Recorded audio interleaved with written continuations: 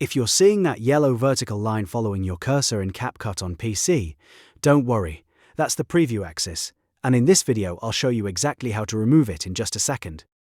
This is a super quick fix, but it can be really distracting when you're trying to edit smoothly on the timeline.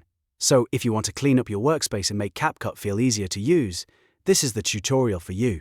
And before we jump in, make sure to hit that like button and subscribe for more quick CapCut tips and editing tutorials. Alright, let's get started. First, open CapCut on your computer and go to your project timeline. You'll notice the yellow vertical line moving with your cursor. That line is simply the preview axis, and it's there to help you line up edits. But if you don't want it visible, you can turn it off. Now look at the toolbar directly above your timeline. On the right side, near the zoom slider, you should see an option labeled Turn Off Preview Axis. All you need to do is click that button once. As soon as you do, the yellow line should disappear from the timeline area. This is the fastest way to remove it if you're using the mouse. If you prefer keyboard shortcuts, there's an even quicker method. Just tap the S key on your keyboard and CapCut will toggle the preview axis off for you. That's especially useful if you want to switch it on and off while editing without hunting through the interface.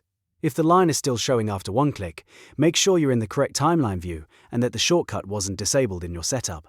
But in most cases, clicking the Turn Off Preview Axis button or pressing S will instantly remove the yellow line.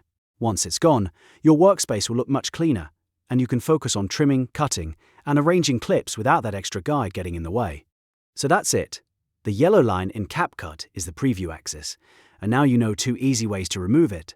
If this video helped, please give it a like, subscribe for more CapCut tutorials, and I'll see you in the next one.